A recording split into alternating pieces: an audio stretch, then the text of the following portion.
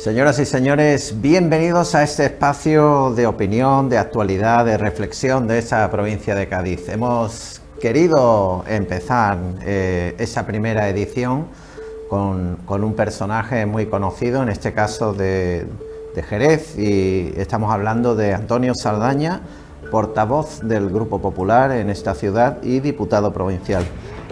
Antonio, buenas tardes. Muy buenas tardes y bueno, muchas gracias por haber querido que abriese, ¿no?, esta serie de programas o inaugurara este programa, ¿no?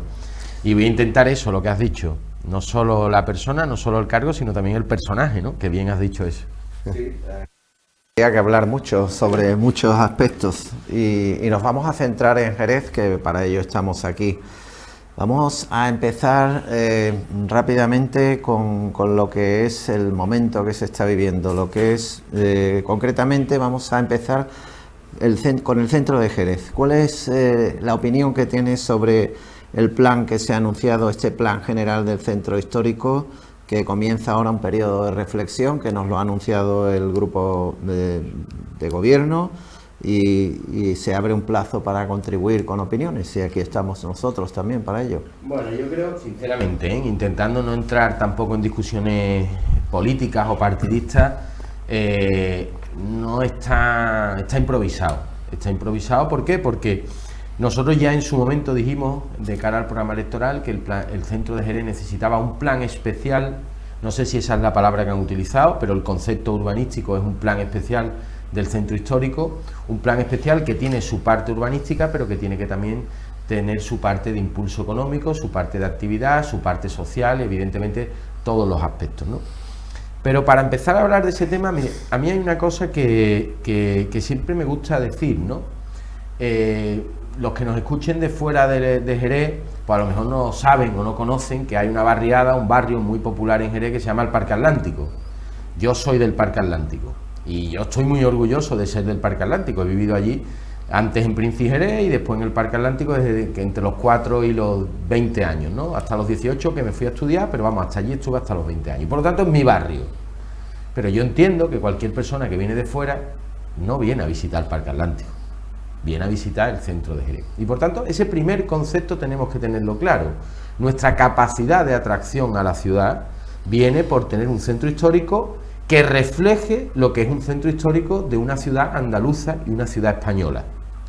Si vamos a golpe de parche diciendo que vamos a asfaltar el centro histórico, pues con todo mi respeto, el centro histórico perderá toda su esencia, porque nadie viene a Jerez a visitar un centro histórico de una ciudad andaluza o española que esté asfaltada. Eso es si usted se va a Estados Unidos, a cualquier ciudad de los Estados Unidos, que allí eso es lo normal. Pero estamos hablando del tema adoquinado y claro, en ese tema es el tema adoquinado, pero es un tema concreto. Entonces, ¿qué es lo que yo creo? Lo que yo creo es que como consecuencia, y ahora hablamos si quiere, de las pérdidas de los negocios, de la poca participación y de la cantidad de personas que están en contra de la degradación que se está produciendo en el casco histórico, el gobierno actual sale con esa invención de un plan, no sé cómo lo habrán llamado. Plan general del centro histórico. Bueno, pues plan general del centro histórico no existe.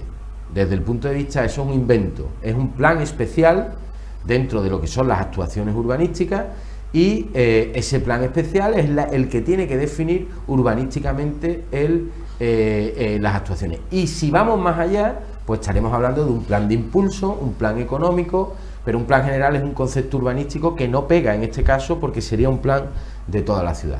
Por tanto, improvisación. Ahora, sí es cierto que hay que adoptar determinadas medidas, y no me quiero extender, pero si usted quiere después vamos hablando de alguna de ellas, que sirvan para reactivar, por un lado, la vivienda en el casco histórico. Si no hay vida, no podemos rehabilitar el casco histórico y por tanto la vivienda es fundamental en el casco histórico y evidentemente que haya negocios, porque esa es la capacidad que tenemos de generar movimiento. Todos los centros son sitios donde la gente va, donde la gente se encuentra. Pues eso es lo que hay que conseguir, que el centro de Jerez vuelva a ser la referencia de donde los jerezanos y los visitantes se encuentren para hacer negocios, para disfrutar, para vivir y de ahí irradiar la economía a toda la ciudad. Bueno, como ha dicho, hay varias facetas que son importantísimas en todo esto, como son el tema vivienda, como el tema accesibilidad, de lo cual hablaremos luego, y las posibles peatonalizaciones que se están estudiando, pros y contras que habría que ver. Vamos a empezar con cosas muy concretas para no diluirnos demasiado. Vamos a ir concretamente y después hablamos, si quiere, del tema de vivienda en el centro, de volver a darle vida. Las obras que se están produciendo en Corredera y Plaza Esteves llevan unas consecuencias o están en un momento en que ha habido una actuación por parte de la Junta de Andalucía. Hay comerciantes pues bastante molestos con esto, que están sufriendo pérdidas enormes, y entonces hay otros vecinos que decían que el adoquinado pues le producía mucho ruido. No sé cuántos vecinos ni en qué profundidad, ¿no? Pero luego está, como ha dicho, el tema del punto de atracción, del tema histórico, de respetar lo que es la historia de una ciudad. Conjugando todo ello, ¿qué cree que se podría hacer con el estado en que estamos de manera constructiva? El estado en que de esas obras específicamente. Bueno, yo le voy a dar un dato y lo digo con el máximo respeto a todo el mundo, ¿no? Usted no quiere adoquín, usted no puede vivir en el centro histórico de una ciudad andaluza o una ciudad como Jerez. Jerez es muy grande. ¿Se refiere también a la hostelería? No. Me refiero a que... No, porque también tiene que ver. Pero ahora hablamos de este tema. Pero me refiero... relacionado. No, pero me refiero... Concepto. Usted no quiere adoquín, usted no puede vivir en el centro histórico de Jerez. Váyase usted a otra ciudad o viva a las afueras de la ciudad en sitios donde no haya adoquín. Pero los centros tienen sus características. Tienen la peatonalización, que ahora hablamos si quiere, es característico en los centros históricos. Tiene normalmente unos problemas de que las superficies de las viviendas o de los equipamientos no tienen las zonas verdes que tienen en otras zonas de la ciudad, por eso no es un sitio que normalmente vayan familias con niños pequeños, ¿vale?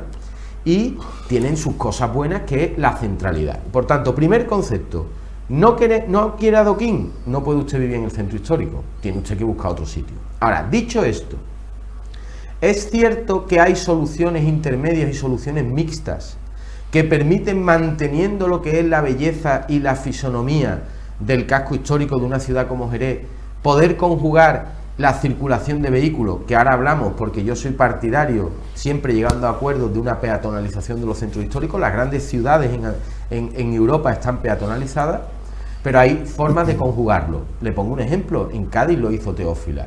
En toda la parte de la Alameda Apodaca, en toda la parte norte, diríamos, de lo que es el casco histórico de Cádiz o el centro de Cádiz, ahí hay adoquín con asfalto. Pero entonces esa es la solución. No, es que yo creo que hay un error. Propone, ¿no? Porque no, es que hay un error de concepto, y el error de concepto es el siguiente. Lo que ha propuesto el Ayuntamiento de Jerez es casi todo asfalto y muy poco adoquín. Y lo que estamos diciendo es, hágalo usted, que es lo que le dice la Junta, no, hágalo usted al revés. No le prohibimos que ponga asfalto, pero haga 80% de asfalto y 80% de adoquín y 20% de asfalto, y perfectamente se hacen las vías de rodadura. Eso es lo que ha dicho la Junta. ¿Qué ha dicho el Ayuntamiento de Jerez con mucha cabezonería? Yo no tengo que pedir permiso. No, tiene usted que pedir permiso. Usted está demoliendo una zona que es en torno del casco histórico. Y la Junta le ha dicho que le autoriza el proyecto si adapta a el 80-20. Entonces, si ahora están paralizadas las obras, aunque ya se ha abierto, y si se ha paralizado tanto, los comerciantes saben perfectamente que no es por la Junta de Andalucía. Es porque el Ayuntamiento de Jerez, de Mamen Sánchez, se ha intentado saltar la ley y está haciendo que aquello esté completamente parado por una cabezonería, porque la Junta le ha dicho, yo le acepto eso. Y ha dicho, vale, pero yo no voy a pasar por la Comisión Provincial de Patrimonio Histórico. No, es que tiene usted que pasar porque la ley no se la puede usted saltar. Pero al final lo que está proponiendo, si decía que defendía el adoquín, está proponiendo que haya una parte de alquitrán, con lo cual estamos también en una pérdida de configuración histórica. No, que va. Una cosa es que yo sea un enorme defensor del adoquín y otra cosa es que sea un radicalista del adoquín, que no es lo mismo.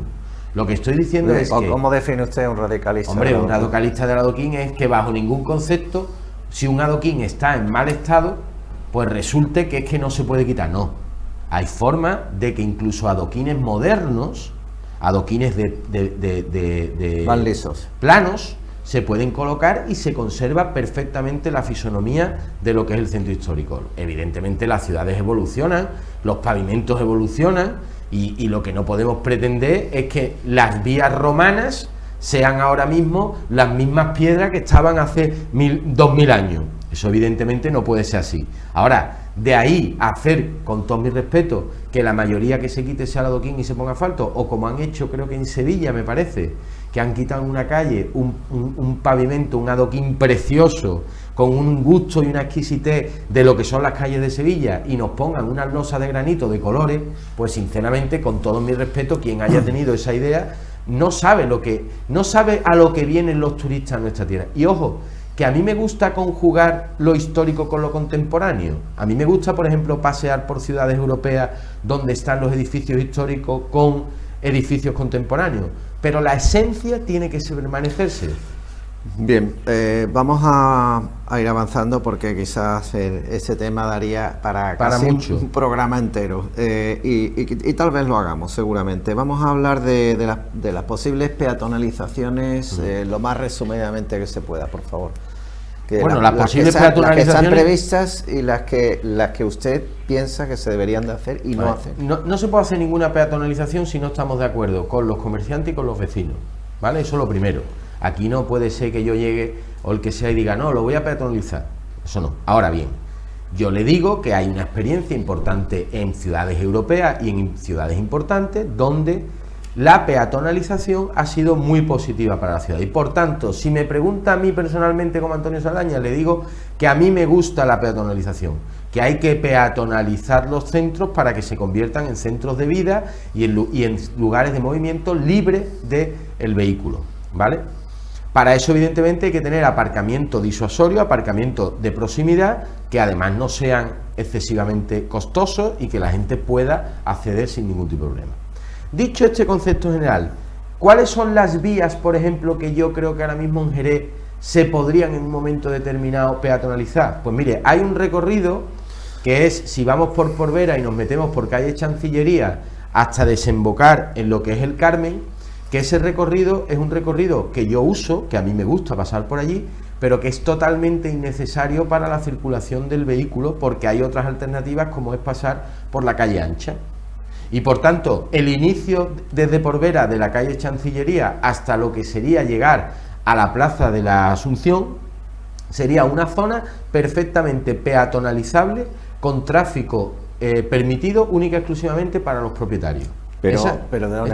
Cuando se habla de estas cosas que son bastante delicadas, los comerciantes, los pocos que sobreviven con el castigo que les llevan dando durante media vida en esta ciudad y en España en general, ¿qué alternativas tienen? Porque el que tiene, pues no sé, el señor que tiene ahí una tienda de móviles o la señora de la farmacia, a ver hasta cómo llegamos allí. Disculpe, ¿no? Pero es que si pasa usted por calle Chancillería, por el recorrido que yo... yo he estado hablando ahora de Porvera, pero bueno.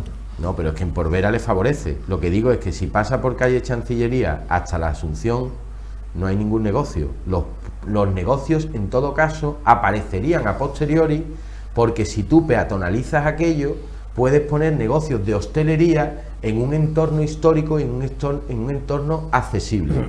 Pongo un ejemplo.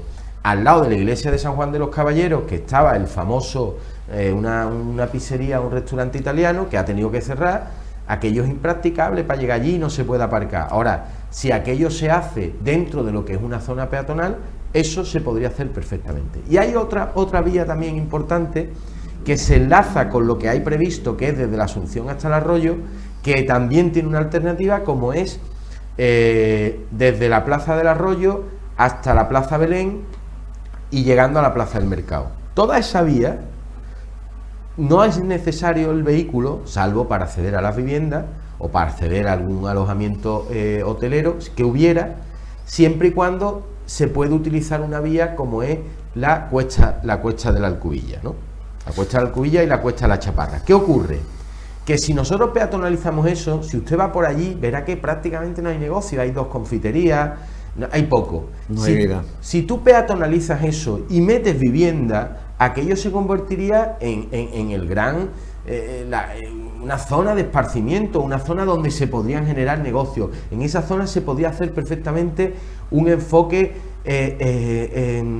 estratégico al flamenco, que hubiera negocios del flamenco, que hubiera sitios donde se pusieran a comprar cosas del flamenco, tabanco, es decir, sí, eso es lo que al entorno de la judería de Córdoba y todo eso. Bueno, hay un barrio que es el característico, ¿no? Creo que se llama San Basilio, ¿no? En Córdoba, que yo creo que debe ser el referente de lo que se tiene que convertir un centro histórico que aspire a ser un centro histórico de una ciudad andaluza que realmente ofrezca al visitante, pero también a la ciudad, lo que es la esencia y el gusto de un centro histórico. Hablamos de toda esa zona, San Mateos, la Plaza Belén, bueno, y lo que iba a ser en su momento la ciudad del flamenco, la ciudad del flamenco. Donde se iba a ubicar la ciudad del flamenco y todo ese entorno. Ese entorno ahora mismo, y le digo, yo también cojo por allí, pero perfectamente podría coger por fuera. Es un entorno que perfectamente podría estar peatonalizado. Se lo digo como técnico. Evidentemente, ¿eso quiere decir que haya que hacerlo? No. Esto es una opinión personal que después, evidentemente, habrá que hablar con comerciantes, hosteleros y ver cómo se estructura.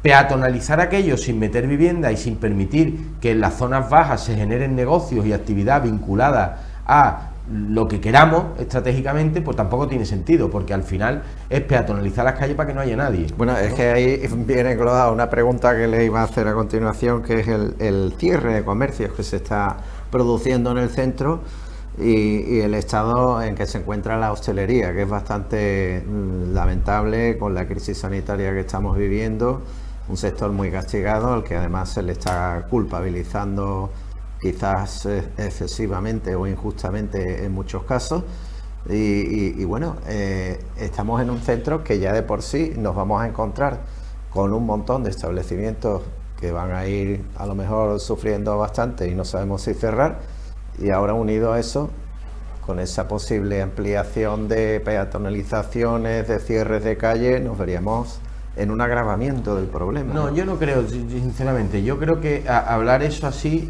me parece un poco frívolo ya. No, no solo frívolo, sino que generalizar. Sí, a la hostelería la peatonalización le viene bien, a la hostelería.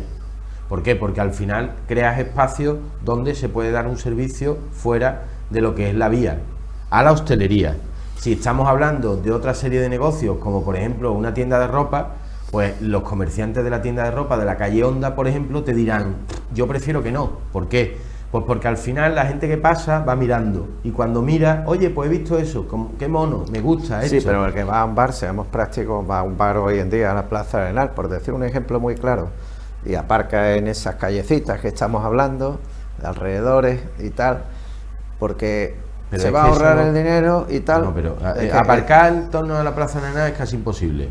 Bueno, he dicho la Plaza Arenal, podría haber dicho otro. Entonces, no, pero una cerveza te va a terminar costando 5 euros. No, pero es que ese es otro problema. Es decir, lo que no podemos es poner el modelo de ciudad. Son muchas cosas. Sí, pero que no podemos poner el modelo de ciudad al servicio de una mala gestión de los aparcamientos. Es decir, hoy en día aparcar en el centro de Jerez es prácticamente imposible. Imposible. Es decir, puede usted aparcar en Porvera si quiere, y si no puede aparcar en cualquiera de los aparcamientos, aparcar en corredera ya es complicado, y en todo caso, si nos vamos al otro lado de Jerez, puede aparcar próximo a la Alameda Vieja, pero eso ya, para uno de Madrid estaría al lado, para uno de Jerez, aparcar al lado de la Alameda Vieja está lejos, ¿vale? Lo digo porque hay que tener un orden de magnitud. Entonces, pensar que la peatonalización va a atacar directamente a lo que son las plazas de aparcamiento, a mi juicio es un error. Otra cosa distinta es que determinadas peatonalizaciones, por ejemplo, si se planteara una posible peatonalización de la calle Corredera, pues hay negocios, por ejemplo, y le digo, como negocios de hostelería y negocios de hospedaje que se han implantado hace no mucho en la calle Corredera, que estarían encantados. Seguramente habría algún otro que diría, no, es que yo, el que pasa, el que entra con el coche. Entonces, eso es lo que hay que compaginar, pero eso no lo podemos poner a servicio. Ahora, si usted me está preguntando, que es otra pregunta, ¿qué haría con los problemas de aparcamiento que tiene el centro de Jerez? Yo es que eso lo tengo clarísimo y mi grupo político lo tiene clarísimo. A ver, veamos. Si yo tuviera dinero en el Ayuntamiento de Jerez, lo que haría sería rescatar las concesiones administrativas de los aparcamientos del centro. ¿Y eso qué significa? Y si no, hombre, eso significaría que en vez de dar una gestión privada en el que los precios son los que son, sería una gestión desde lo público, poniendo unos precios suficientemente accesibles para que pueda ir todo el mundo, pero evidentemente disuasorios para que las personas tuvieran el coche allí metido durante una semana o durante meses. ¿Y ese rescate que plantea sería viable económicamente? Ahora mismo le digo, por ejemplo, en el aparcamiento de la Plaza General no lo sería, seguro. Habría que estudiar, por ejemplo, el de Doña Blanca. Pero lo que sí le digo es una cosa: la tendencia natural de todos los ayuntamientos es que cuando termina una concesión, se renueva la concesión, obtenemos unos ingresos por esa concesión de 10, 15, 20, 25, 30 o 40 años, y eso es un error. Ahora mismo, por ejemplo, un aparcamiento que no tiene nada que ver con lo que estamos hablando, que sería posible rescatar, es el del aparcamiento del hospital. Ya en su momento, cuando nosotros estuvimos gobernando, costaba rescatarlo 3 millones de euros, ahora debe estar por el millón y poco, con lo cual yo creo que es factible, no es de lo que estamos hablando, pero sí sería un servicio importante para los ciudadanos de Jerez. Pero en el caso de los aparcamientos del centro, le digo, el programa electoral que llevaría Antonio Saldaña con el Partido Popular es que en el momento en el que las concesiones administrativas de los aparcamientos del centro de Jerez venciesen. Sí, pero ¿cuándo vencen? ¿Es algo es que depende, hay dentro alguna, de 20 años? Es que depende, de no, vamos a ver, la de la Plaza del Arenal puede ser a lo mejor dentro de 15 años, pero Doña Blanca seguramente será dentro de menos. Hay que estudiar exactamente cada uno de ellos.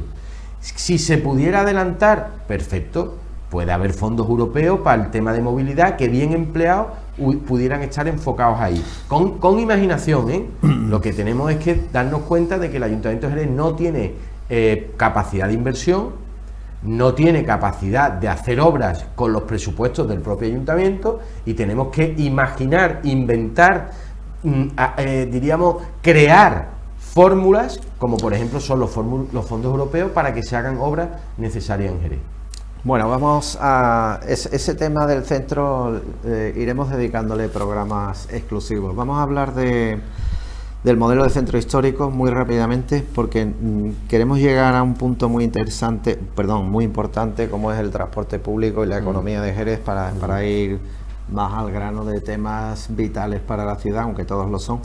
El modelo de centro histórico que plantearía, en su opinión, por ejemplo, hemos hablado antes, o usted ha dicho que habría que repoblar el centro. De esto han hablado todos los grupos municipales y todos los gobiernos que ha habido desde hace muchos años. Yo recuerdo, y creo que se lo comenté en una ocasión, como curiosidad, en un estado de Estados Unidos habían rescatado viviendas históricas, ofreciéndoselas a particulares en una especie de usufructo o concesión durante un par de generaciones, y esos particulares, las tenían que rehabilitar manteniendo íntegramente la idiosincrasia de esas viviendas. A lo mejor, no lo sé, se podía extrapolar un modelo similar, adaptándolo a las necesidades de la zona, y por supuesto en ese modelo del que estamos hablando, que se realizó, me parece que era en un par de estados del oeste de Estados Unidos, como ejemplo, se hizo una cosa que era darlas prácticamente por $1, en este caso sería €1, y ya digo, rehabilitarlo todo entero, y si a los 5 años no lo había rehabilitado, revertía a la ciudad. No sabemos si tal vez un modelo así podría servir, porque alguien habla de viviendas sociales en el centro. No, viviendas sociales, el tema es que estamos haciendo guetos, entonces. Se convierten los guetos que hay ahora mismo en determinadas zonas, que fue el gran éxito urbanístico del señor Pedro Pacheco en el centro histórico, que fue despoblarlo, hacer pitufas a las afueras de Jerez, hacer una extensión de suelo, una ciudad mucho más cara porque es muy extensa, y el centro despoblarlo. Le digo a la pregunta que usted me ha hecho, el modelo que usted me plantea de usufructo es muy típico del derecho de la propiedad anglosajón, tiene su origen en la legislación de la propiedad del Reino Unido, de los británicos, pero tiene un problema en los países latinos. Y es que nadie va a invertir €1 en algo que sabe que al final no va a ser suyo. Bueno, si es por 2 o 3 generaciones. Da igual. O sea, da igual. Eso los anglosajones lo asumen, en España no.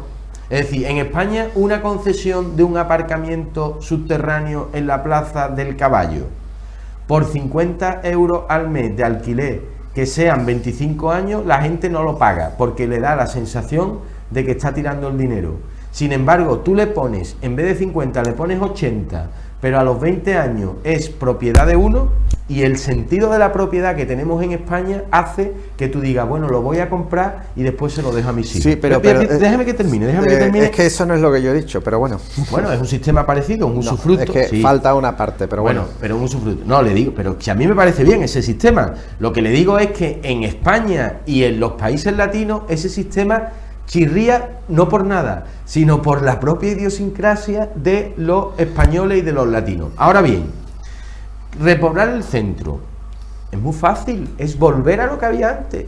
Vamos a ver, antes en el centro de Jerez, cuando uno se compraba una casa, podía hacer un aparcamiento.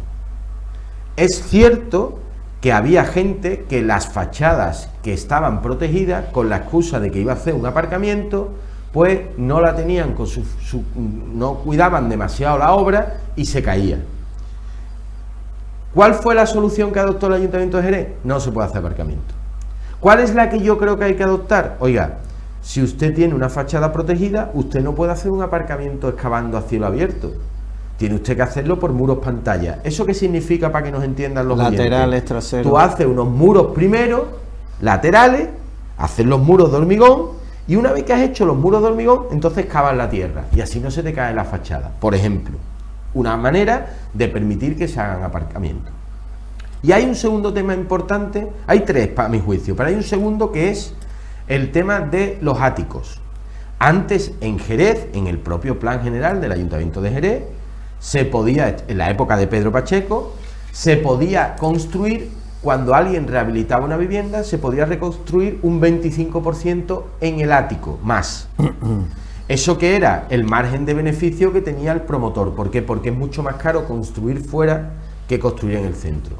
¿Qué pasó? Que alguien dijo, en la época después de Pilar Sánchez, dijo, los promotores ganan mucho dinero con esto. Entonces quitó el 25%. Automáticamente, ¿qué hace? Cuando alguien tiene que invertir y el margen que tenía ya no lo tiene, dice, yo no invierto en el centro, sino que invierto fuera, porque es ahí donde voy a ganar el dinero. Por lo tanto, con estas dos medidas que ya estaban, que es permitir que se hagan los aparcamientos, y si hace falta, evidentemente, con muros pantalla, y permitiendo que se haga un 25% en los áticos, que ya se permitía en Jerez, ya estás dando un impulso importante al mercado inmobiliario en el centro histórico. Y hay un tercer elemento más. Las familias de antes no son las familias de ahora. Claro. Hay algunos partidos que les gusta llamarlo, en vez de familia, le llaman unidades de convivencia. A mí me gusta todavía llamarle familia, porque una familia es una familia, sea monoparental, sea de personas del mismo sexo, lo que sea, pero al final el concepto familia es algo más que una delimitación administrativa, tiene un concepto mucho más de sentimiento, de unidad, de fraternidad, en fin, por eso un matiz que le meto. Familia. Las familias de ahora no son las familias de antes. Evidentemente, hoy en día tener un piso de 150 a 200 metros es un lujo que no muchas familias se pueden permitir, y es una situación en la que evidentemente se tiene que reflejar en el Plan General de Ordenación Urbana y en las actuaciones en el centro histórico. Si yo tengo una vivienda o un edificio que tiene viviendas que tienen 400 metros por planta, yo tengo que dar facilidades para que, sin necesidad de volver a reorganizarlo todo, pueda tener esas viviendas, una división a lo mejor en 4 viviendas de 100 metros o incluso en 5 viviendas de 80 metros. Y que además sea relativamente fácil poder poner ascensores por el tema de accesibilidad. ¿Qué digo con esto?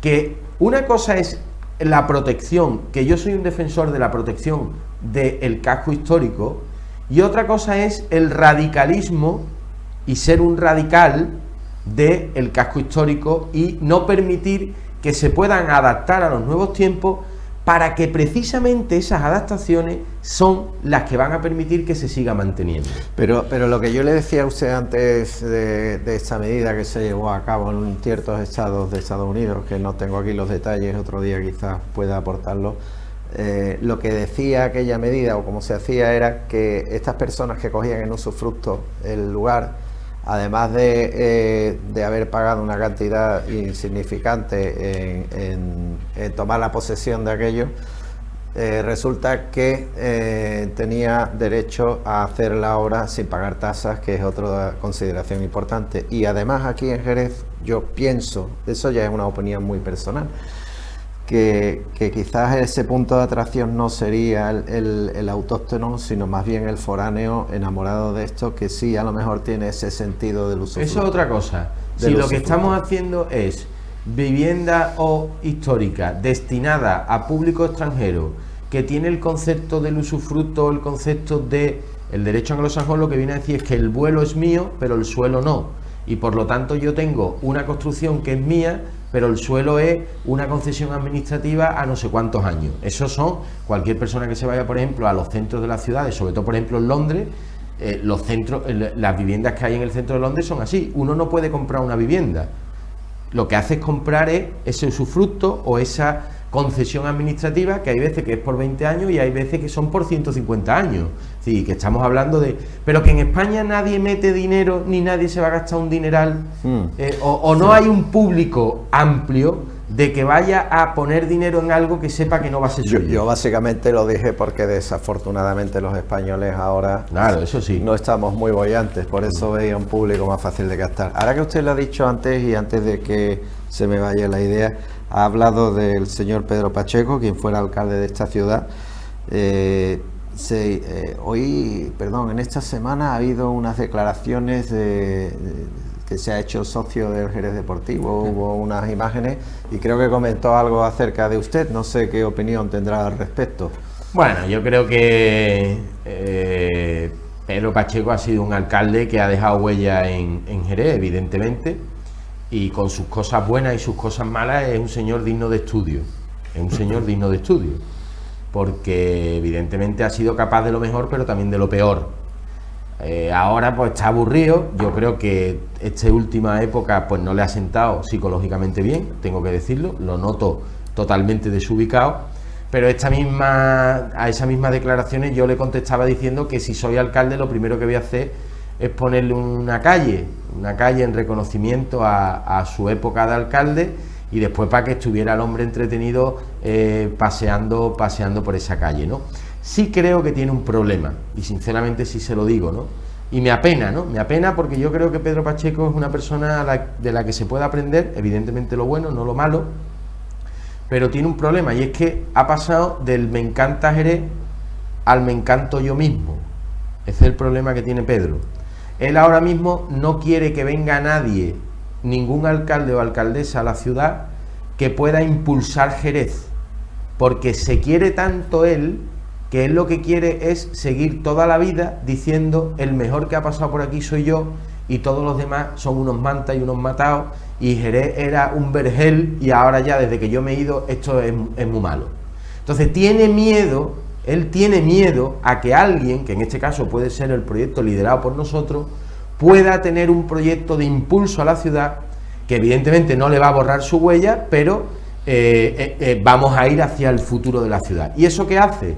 Pues le hace, a mi juicio, comportarse de esta forma, que creo que le hace mal a él, pero evidentemente yo le tengo cariño, y sí le digo que, aunque se lo he dicho de tono irónico, creo que Pedro Pacheco se merece que Jerez le dé. Algunos se reían diciendo que una rotonda, yo creo que lo característico para él es una rotonda, pero vamos, bromas aparte, se merece, ya que está prácticamente desde el punto de vista político amortizado, y bueno, salvo que salga hablando 3 o 4 veces, pero se merece que se le dé un cierto reconocimiento en vida, que evidentemente por todas las últimas cosas que han ocurrido en los últimos tiempos, y yo se lo dije una vez cuando estaba todavía en activo, pues hará que no tenga el reconocimiento que a lo mejor podría haber tenido. Si se hubiese ido en el momento que se lo decían sus amigos, probablemente no habría pasado a la historia como un villano, sino como una persona que hizo las cosas bien. Al final, desgraciadamente, porque no es bueno para la ciudad, pues va a pasar como un villano, ¿no? Y ese es el problema. Bueno, esa es su opinión. Pasamos a hablar de economía de Jerez,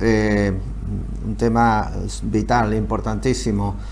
¿Cree usted que existe un modelo económico serio para Jerez? Por supuesto, incluyendo, cuando hablo de Jerez siempre hablo también del olvidado Jerez rural, ¿no? Ese modelo económico, ¿qué modelo plantearían ustedes? ¿Le parece que el departamento o el área de fomento de esta ciudad históricamente ha desempeñado bien esa labor, o no voy a juzgar yo libremente de juzgar nada, sino quiero decir si ha sido suficiente la labor que ha desempeñado el área de fomento económico, especialmente en estos momentos, y cómo valoraría la trayectoria de esa gestión históricamente desde que entró la democracia en atraer hacia Jerez inversiones, hablando práctico, en plan práctico. ¿Qué modelo es el que implanta? Hombre, yo entiendo que son muchas preguntas. A la primera pregunta que usted me hace, evidentemente la respuesta es no, ¿no? Es decir, en el momento en el que una ciudad que era de las que más empleo generaba en España, de las que más exportación tenía de España, de la que más divisas hacía que vinieran a España, y le pongo una anécdota: un día fuimos al Ministerio de Hacienda y allí en el despacho del señor ministro pues había un techo de una habitación un poquito más grande que esta, donde había pintado en el techo los sectores productivos que más ingresos le reportaban a la hacienda pública en el 1800 y pico, y estaba Jerez. Todo lo que ha ido detrás ha ido a peor, eso es evidente. Jerez ya no es una ciudad que tenga el impulso que tenía.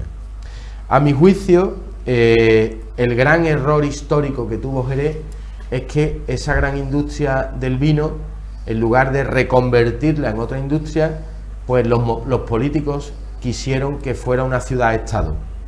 Es una de las cosas que yo creo que se equivocó, en este caso, el señor Pacheco a lo largo de sus años, es intentar suplir la actividad económica que tenía Jerez por filias, fobias, odio, o por no dejar a la gente tirar, que también es verdad que hubo mucha gente que se podía haber quedado desempleada o se tenía que haber ido a otro sitio y empezó a trabajar en el entorno de la administración pública, y se convirtió el ayuntamiento a la primera empresa de la ciudad. Eso al final ha ido degenerando la economía productiva de Jerez, y por tanto el modelo hay que revertirlo. ¿La administración pública es necesaria? Sí, claro que sí, pero la mínima posible para que esto funcione, porque entonces si no estamos sobrecargando el sistema. ¿Hay que seguir apostando por los servicios públicos? Sí, claro que sí. Los servicios que sean esenciales, y los servicios hay que prestarlos, los esenciales, a la mayor calidad posible. La salud, la educación, la seguridad son los fundamentales. Y después, evidentemente, impulso económico. Pues mire usted, ¿qué sentido tiene tener una macroestructura de impulso económico si después la burocracia se come y hace que los propios emprendedores vayan por su cuenta? No tiene sentido. Hablamos del área de fomento, ¿no? Hablo del área de fomento, hablo en general de todas las empresas públicas, los organismos, las estructuras que se han creado, ya no en Jerez, en todas las administraciones, con todo mi respeto. Mire, yo cuando cuando terminé la carrera y empecé, antes de entrar en política he estado 12 años en el mundo laboral, igual que ahora me he vuelto a reincorporar otra vez, compaginando con otra profesión como la de letrado, ¿no? Cuando yo empecé y estuve 2 años trabajando para una empresa en una obra importante, y después más de 10 años de autónomo, a mí me daban clase de los cursos a los que yo iba personas que en su vida habían pagado una nómina. Perdone, ¿cuántos años dice que ha estado en la actividad privada? 12 antes de entrar en política. Bien. ¿Vale? 12. Llevo más en la actividad privada que en política a día de hoy, y como además he empezado ya la actividad privada para compaginar, con lo cual es imposible que supere a mi actividad privada el tiempo en política. Pero dicho esto, había personas que nos daban las clases que no sabían lo que era darse de alta de autónomo de verdad. Me podían explicar o nos podían explicar. Entonces, se crean unas estructuras de personas que no han pagado en su vida una nómina, que no saben perfectamente qué es lo que sufre un autónomo, que no saben que si te retrasas un día en la presentación del IRPF o el IVA, te cascan 100 euros, y si pagas por adelantado son 75, y a lo mejor es que se te ha pasado porque estabas con un cliente. Eso no es lógico, eso no es lógico. Vamos, lo digo porque me ha pasado a mí. Sí. Entonces, ¿qué ocurre? Ese modelo no funciona. Si vamos a plantear hacia dónde vamos, evidentemente la administración tiene que estar, pero tiene que facilitar. Y desde nuestro punto de vista hay determinados sectores, como son los que somos fuertes: el turismo, la agroindustria, el tema del motociclismo, que fue una pena que intentamos crear una industria aquí con Jerez Capital Mundial y por temas políticos no nos permitieron desarrollarla. Ahora se lo cuento si usted quiere. Y, sí, hay por favor. Y hay un tema que es el tema tecnológico. La gran reconversión que tiene que tener Jerez, a nuestro juicio, es que Las chimeneas que había antes de la fábrica de botella se tienen que transformar en los datos que hoy en día la gran revolución económica mundial. O sea, me habla de tecnología. De tecnología y sobre todo de tecnología vinculada a Internet y a las comunicaciones. ¿Por qué? Porque usted sabe perfectamente que una persona que teletrabaja o una persona que está operando o que está haciendo una consulta telefónica o que está haciendo un trabajo de seguro en cualquier parte del mundo puede hacerlo perfectamente hoy con un ordenador desde su casa. Sí, hemos visto, perdone, en el puerto de Santa María han salido unos datos de que muchas personas se habían trasladado. Empadronando, lógico. ¿Por qué?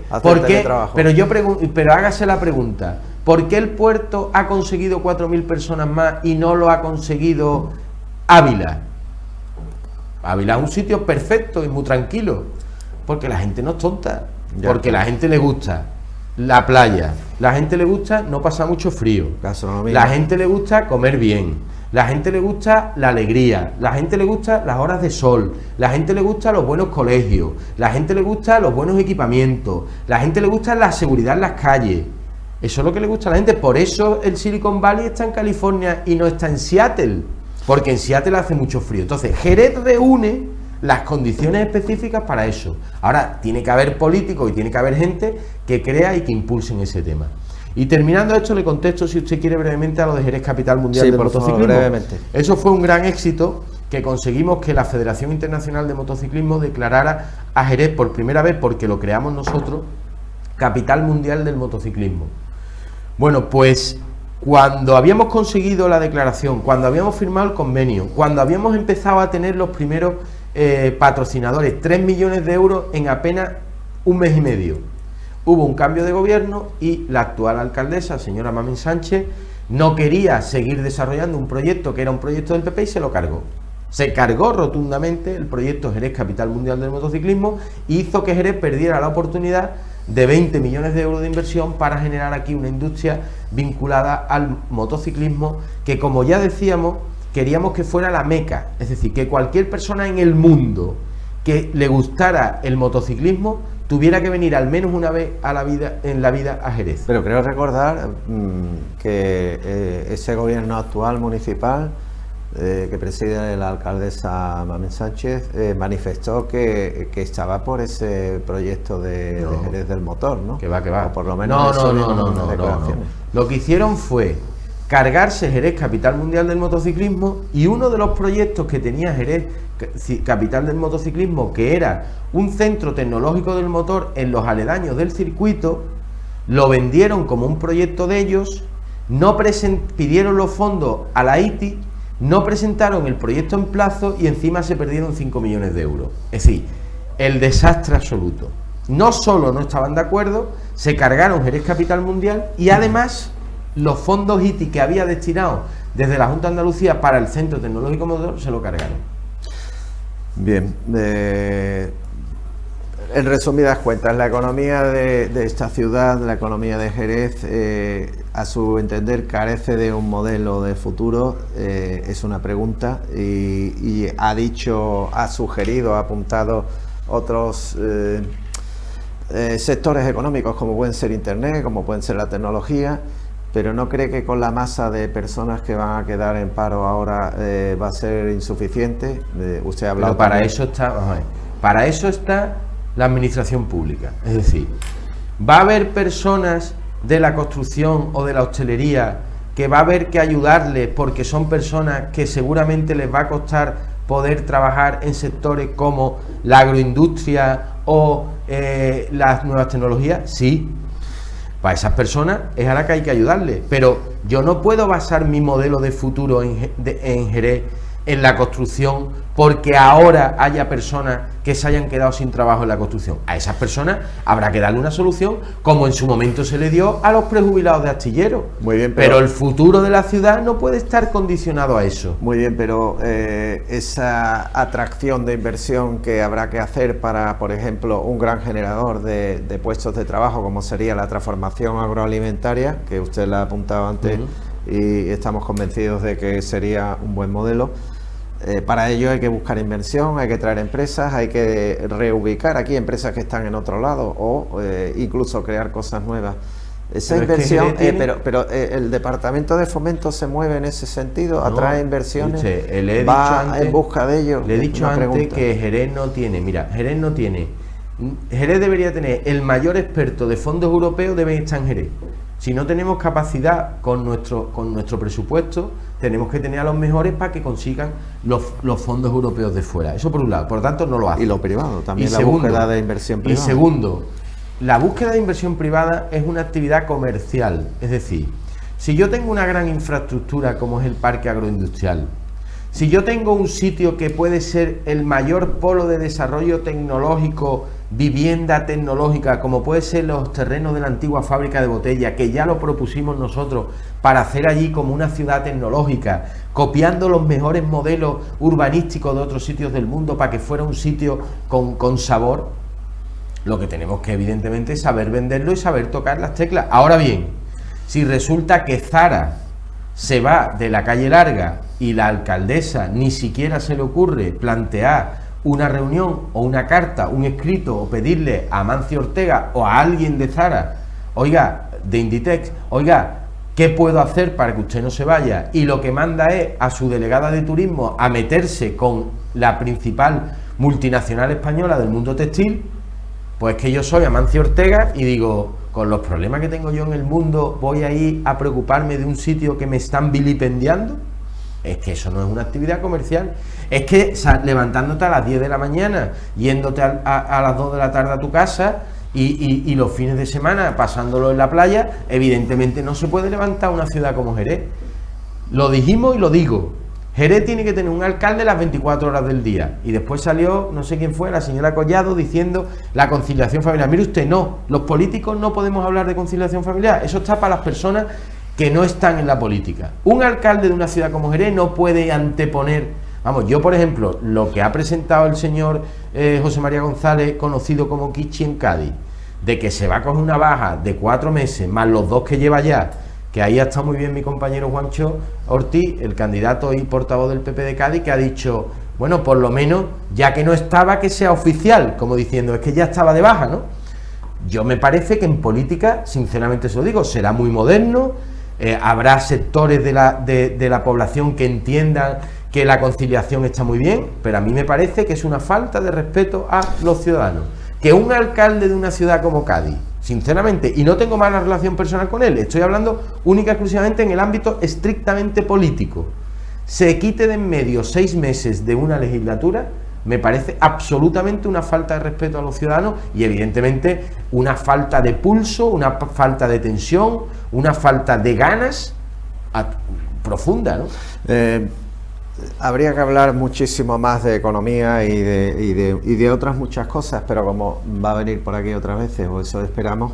Yo cuando quieran. Vamos a cerrar, por favor, 3 minutitos hablando de transporte público, que es muy importante. Se anuncia una posible subida del billete del transporte. Hay que reorganizar todo el transporte público y eso es vital para lo que hemos hablado del centro, la frecuencia, reestudiar, redefinir. No sé, pues todos los recorridos. En Jerez hay autobuses parados, ¿no? También Jerez, nuevos, creo, ¿no? Autobuses, los convenios de Turquía están parados. Jerez necesita más carriles bici, Jerez necesita más movilidad urbana, individual y sostenible. ¿Y esto qué significa? Oiga, no es normal que en Cádiz haya motos eléctricas, en Sevilla y en muchas ciudades, y en Jerez, siendo la quinta ciudad de Andalucía, no la haya. Motos eléctricas, bicis como en Sevilla el Sebici. Jerez es una ciudad muy plana, salvo la zona sur, que evidentemente habrá que darle otra solución. Dicho esto, el tema de autobuses. Mire, le voy a dar un dato. El servicio de autobuses de Jerez, redondeando, cuesta 10 millones de euros al año. ¿Sabe? Está subvencionado en parte, ¿no? Bueno, hay una subvención del gobierno de España, no el de Jerez, sino a todos los transportes públicos de España, ¿no? No sé cuánto es la subvención, pero vamos. Cuesta 10 millones de euros, de los cuales solo se ingresan 1,5. Es decir, todos los años palmamos en Jerez 8,5 millones de euros por los autobuses vacíos que están circulando. Sí, esa es una cosa, autobuses enormes, vacíos, dando vueltas. Claro. pero yo le cuento, pero es obligatorio prestar el servicio de transporte público, porque la ley reguladora de base del régimen local especifica que el servicio de transporte público es obligatorio. Y es cierto que Jerez es una ciudad muy extensa y que hay muchas personas que necesitan autobús. Eso es una realidad. Lo que yo digo y decimos en el Partido Popular, que, oiga, si nosotros nos cuesta 10 millones y solo ingresamos 1,5, vamos a hacer algún tipo de actuación en el que todos los jerezanos, por un módico precio, o incluso si hace falta gratuito inicialmente, puedan coger el autobús y se acostumbren a coger el autobús de manera gratuita. Y dirá, ¿y por qué? Pues muy sencillo, porque es que de todas maneras me va a costar dinero. Si encima que me va a costar dinero no se usa, me cuesta el dinero doblemente. ¿Y con eso qué conseguimos? Que cuando un niño se monta, o por ejemplo, los niños pueden entrar gratis en el autobús, pero hay que ir a gestionar una tarjeta, que nadie va, porque es un poquito engorroso. Engorroso. Oiga, en ciudades europeas, usted con el DNI, si el niño se ve que es muy mayor, presenta el DNI y no hace falta más. Cuando un niño o una niña se acostumbra a ir en el autobús al colegio con 13, 14, 15 años, después va a ser un usuario del transporte público. Hay que invertir ahí. Y por lo tanto, Jerez, se lo digo, si nosotros estuviéramos en el gobierno, nosotros el transporte público, en lugar de subir las tarifas, las bajaríamos. Y diga usted, ¿está loco? No, no esté loco. Es que de todas maneras nos va a costar dinero. Es que bajando las tarifas probablemente tengamos más volumen, tengamos los autobuses llenos, la gente se acostumbra ahí en el autobús y al final recaudaremos más y no tendremos los autobuses, que es una pena, dando vueltas por Jerez vacíos los fines de semana. Y además resulta que nos lo dice muchísima gente y lo vivimos, que para ir a muchos sitios hay que coger 2 autobuses por la configuración de la ciudad y de las líneas, y además de eso esperar de 30, de 20 a 30, 40 minutos en una parada sin saber si realmente va a llegar. Claro, eso depende también de las líneas. Hay unas que tardan más y otras menos. Es cierto que hay algunas que hay problemas, pero eso, lo peor es que tú no sepas cuánto tiempo vas a estar esperando. Es una incertidumbre. Que eso es muy fácil, eso hoy en día está estudiado. Con los GPS que llevan los autobuses, se ponen unas pantallitas en las paradas y eso tú te vas, insisto, a cualquier ciudad medianamente moderna y tiene eso es. También es verdad que no podemos pensar que el autobús va a parar en la puerta de nuestra casa. Evidentemente. Sí, los autobuses son un servicio público, un sistema público, pero que si hay que andar 200 metros para cogerlo, es como cuando en Madrid uno se monta en el metro y tiene que andar 300 metros. Oiga, no pretenderá usted que la boca del metro se la pongan en la puerta de la casa a todo el mundo, ¿no? Evidentemente. Eso hay que también aleccionarnos y que nosotros nos concienciemos, ¿no? Pero evidentemente estamos hablando de que hay que dar un gran impulso y la única manera de conseguir que los autobuses y el transporte público vaya más es haciendo exactamente lo contrario de lo que está haciendo ahora el PSOE. En lugar de subir las tarifas, lo que hay es que bajarlas. Lo que hay que darle es facilidades a las familias para que se saquen un bono anual y con un bono anual de familia puedan coger el autobús para lo que quieran. Eso va a hacer que haya más movilidad, que se acostumbren a cogerlo, que cuando conozcan las líneas lo cojan para otros. Sí, porque además hemos dicho que muchas veces trasladarnos de una zona a otra son 2 autobuses, 1,20, si no recuerdo, perdón, 1,10. 1,20 si el bonobús lo recarga con menos de 20 euros. Efectivamente. Si lo recarga con más de 20 euros te cuesta 1,10. Efectivamente, entonces ya si hacemos un trayecto de ida y vuelta, pues son 4 billetes o 4 viajes, con lo cual... Bueno, pues imagínese usted con los niños, o sea, yo que tengo 3, serían 5 personas a 1,10, sí, bueno, son 5,50, ida y vuelta son 12 euros, no compensa. Sin embargo, si los niños tienen el transporte o pueden entrar directamente, cualquier pareja, por 2 euros, ahora mismo, por 2 euros va al centro con sus 3 niños y se vuelve por otros 2 euros, no que serían 10. Claro, si tú tienes que pagar 12, si tú tienes que pagar 12 euros para ir y volver en autobús, me lo coges una vez, por la novedad. No, casi mejor un taxi, ¿no? Pero por eso te quiero decir, pero el taxi también tiene su público. Lo que hay es que potenciar el taxi, ayudarle, darle facilidades. Cada uno tiene su público, evidentemente. Eso también lo tiene. Bien. Bueno, pues hay mucho que hablar, don Antonio Saldaña. Muchísimas gracias por haber estado con nosotros en esta puesta de largo y como portavoz del Grupo Municipal y diputado provincial, esperamos que tengamos aquí su visita de nuevo en otra ocasión. Yo estoy a vuestra entera disposición, me encanta hablar, me encanta debatir, me encanta que nos peleemos verbalmente, ¿no? Como quien dice, sobre los temas y hablar con vehemencia. Creo que uno tiene que ser auténtico, creo que no hay que ser ninguna compostura y por tanto este debate tan abierto y tan, bueno, libre, pues yo creo que es positivo y por tanto estoy a vuestra entera disposición para lo que haga falta. Muchas gracias.